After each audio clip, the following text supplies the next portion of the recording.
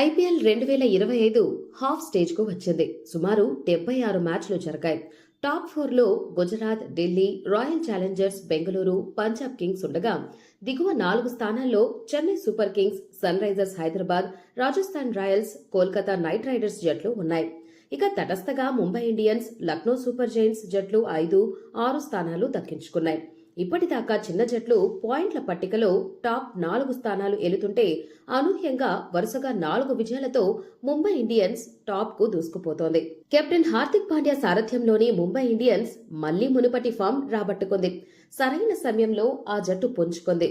ఆ టీం ప్రధాన బౌలర్ అయిన జస్ప్రీత్ బుమ్రా ఆగమనంతో Trent Boult, Deepak Chahar, Mitchell Santner వికెట్లతో విరుచుకుపడుతున్నారు.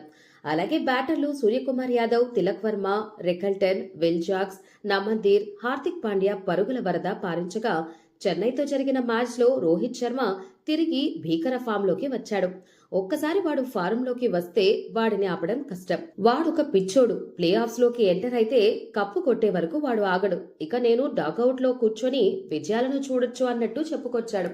చెన్నైతో జరిగిన మ్యాచ్లో 4 ఫోర్లు, 6 సిక్సర్లతో 45 బంతుల్లో 76 పరుగులు చేసి అజేయంగా నిలిచాడు. రోహిత్ శర్మ 10 పరుగులు రాబట్టే వరకు కష్టం. ఒకవేళ ఆ స్పీడ్ పెరిగితే అతన్ని ఆపడం ప్రత్యర్థుల తరం కూడా కాదని హార్దిక్ పాండ్యా కూడా ప్రెస్ మీట్ లో తెలిపాడు. అటు 2024లో కూడా ముంబై ఇండియన్స్ తొలుతగా వరుసగా మ్యాచ్లు ఓడిపోగా ఆ తర్వాత వరుసగా విజయాలు సాధించి ప్లే ఆఫ్స్ కు వెళ్లింది. ఇప్పుడు కూడా అదే సీన్ రిపీట్ అవుతుందని మళ్లీ ముంబై ఫ్యాన్స్ ఖుషి అవుతున్నారు. కాగా ఇప్పటిదాకా ఆడిన 8 మ్యాచ్ల్లో 4 గెలిచి మరో 4 మ్యాచ్ల్లో ఓడిపోయి 8 పాయింట్లతో 5వ స్థానానికి ఎగబాకింది. ఏదేమైనా ఇప్పటి వరకు జాడలేని ముంబై ఒక్కసారిగా ఫారంలోకి రావడంతో అపోజిషన్ టీమ్స్ కు చెమటలు పడుతున్నాయి. ముఖ్యంగా ఆర్సీబీ, పంజాబ్, ఢిల్లీ ఈసారి ఎలాగైనా కప్పు కొట్టాలని చూస్తుంటే మధ్యలో ఈ ముంబై ఎంట్రీ ఇవ్వడంతో వారి ఆశలకు గండిపడినట్టు తెలుస్తోంది. చూడాలి మరి ఈ విధ్వంసం ఎక్కడ ఆగుతుందో.